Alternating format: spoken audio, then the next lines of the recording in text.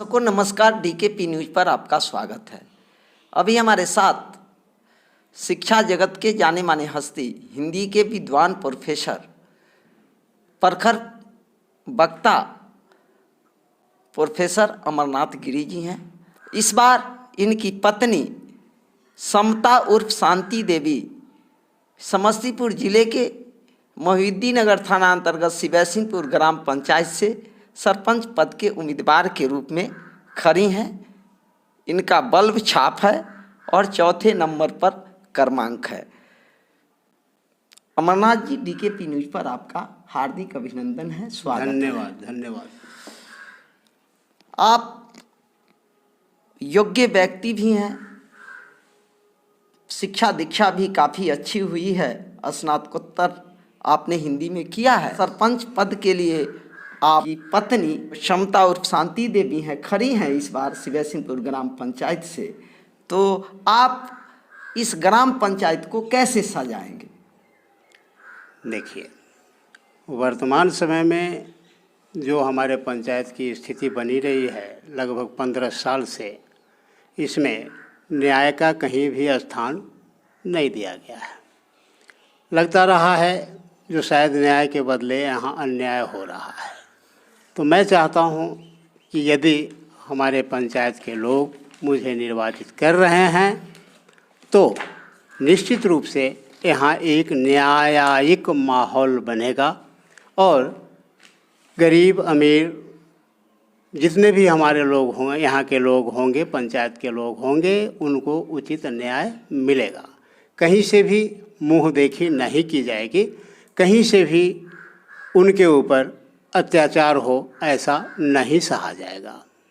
दर्शकों, मैं आपको बता दूं, पारिवारिक व्यवस्था टूटने के कारण न्यायिक मामले अधिक से अधिक आते हैं। मैं चाहूँगा कि आप सर बताइए, जो जिस प्रकार से हमारे समाज में, देश में परिवार टूट रहा है और पारिवारिक समस्याएं ज़्यादा आते हैं, जिसके कारण न्यायालय पर दबाव है, उसको कम करने के लिए आप किस प्रकार से काम करेंगे? हर परिवार में प्रेम का बीज बोने का काम करेंगे। हर व्यक्ति को प्रेम की पाठ पढ़ाएंगे। हर व्यक्ति में से वैमनस्यता को दूर करने का हर संभव प्रयास करेंगे। लगेगा जैसे भाई भाई, और जितने भी लोग होंगे वे सभी भाई भाई के रूप में हमारे पंचायत में निवास करेंगे। किन्हीं में द्वेषता का भाव नहीं रहेगा। सबको मैं प्रेम से हो, सहानुभूति से हो, जैसे भी होगा प्रयास करेंगे कि हमारे गांव में सारे लोग प्रेम की दरिया बहा देंगे। परिवार जो टूट रहा है, उस टूटन को हम प्रेम का बीज का संचार करके रोकेंगे। और दूसरा माध्यम आपके हाथ में ताकत होगी, कलम की ताकत। क्योंकि न्याय देने की क्षमता, लिखने की क्षमता आपके कलम में होगी, तो उसको धारदार रूप से आप कैसे कार्यान्वित करेंगे? मेरा प्रयास रहेगा कि किसी के ऊपर भी किसी भी प्रकार का अत्याचार न हो। दूसरी बात यह होगी कि अगर अत्याचार कोई किसी पर करता है तो उसे किसी भी समय बख्शा नहीं जाएगा। ये मेरा प्रण है।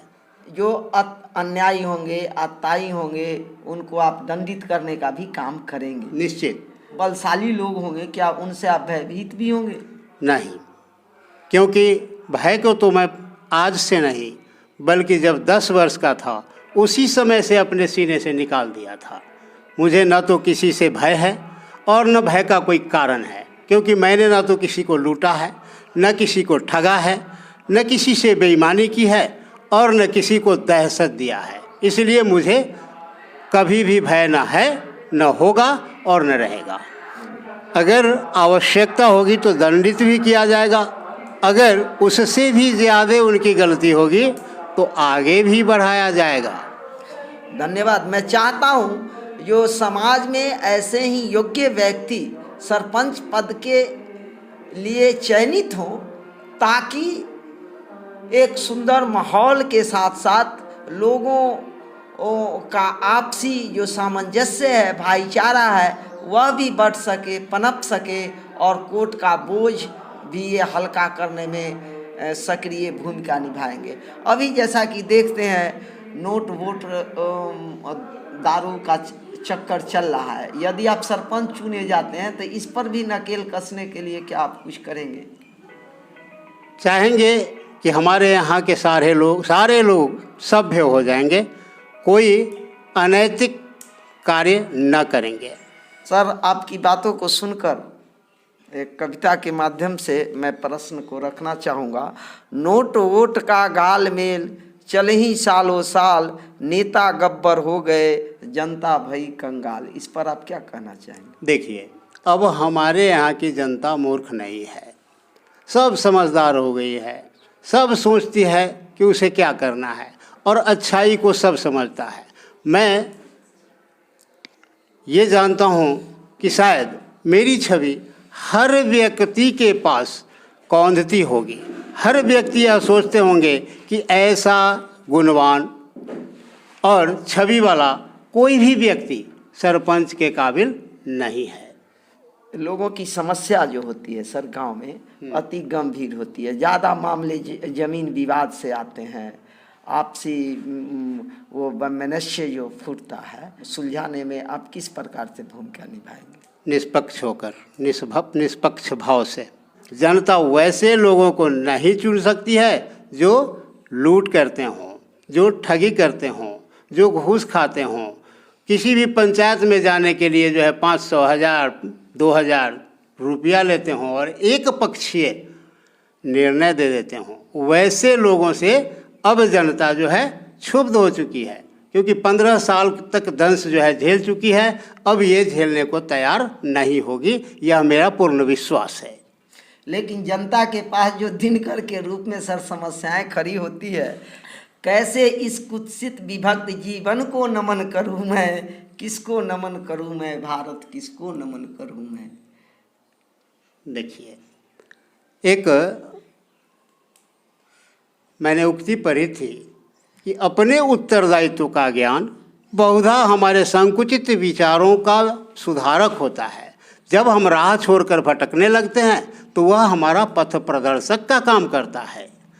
तो यह निश्चित रूप से जब किसी के ऊपर उत्तरदायित्व आता है तो वह निश्चित रूप से अपने उत्तरदायित्व को निभाने का भरसक प्रयास करता है, यदि उसमें विवेकशीलता हो तो। जैसे लोग तो जानना चाहेंगे, जो आप शिक्षा जगत से हैं, फिर एकाएक सरपंच पद के लिए खड़े हुए हैं, तो इसके पीछे का रहस्य क्या है? देखिए, 10 साल मेरी पत्नी पंच पद पर रही है और 10 साल के बाद ये जो पिछला चुनाव था उसमें मैंने सरपंच पद के लिए इसे उम्मीदवार, अपनी पत्नी को उम्मीदवार बनाया था। लेकिन थोड़े से वोट के कारण और कुछ गड़बड़ी के कारण मेरी पत्नी जो है चुनी नहीं जा सकी। तो मैं आज ही नहीं बल्कि 15 साल से ये जो है राजनीति में आया हूँ। और वैसे सरपंच का पद राजनीतिक पद नहीं होता है, यह तो न्यायिक पद है। बहुत बड़ी सवाल हमारे लिए आप दे रहे हैं सर। पिछले बार आप खड़े थे और आप जैसे बुद्धिजीवी कतिपय कारणों से चुनाव हार जाते हैं, तो आपने क्या अनुभव किया, आखिर कहाँ चूक हुई? आप जैसे लोग अगर नहीं आएंगे तो देश का दुर्भाग्य हम मानेंगे। तो फिर समाज कहाँ चूक गई, कहाँ किस कारण से ये मामला अटका?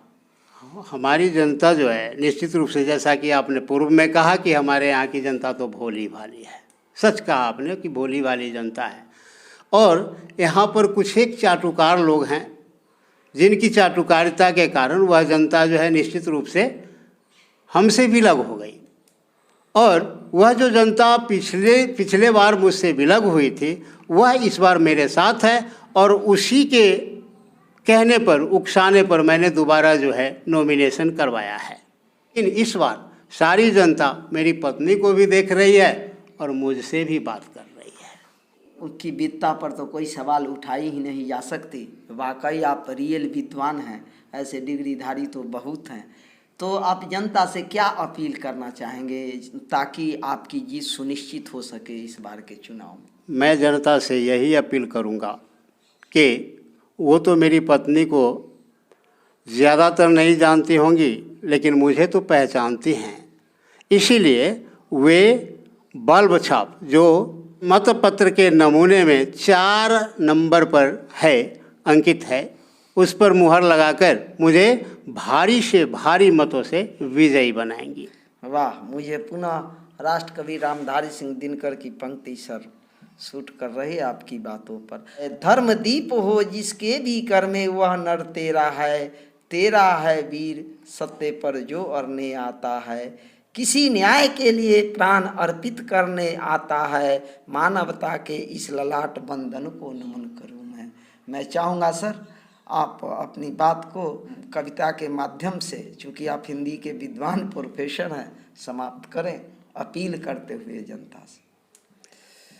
मैं जनता से यह अपील निश्चित रूप से करता हूँ कि वह हमारे मतपत्र के नमूने पर जो 4 नंबर में बल्ब छाप अंकित है उस पर ज़्यादा से ज़्यादा यानी भारी से भारी मात्रा में मुहर लगाकर मुझे विजयी बनावे।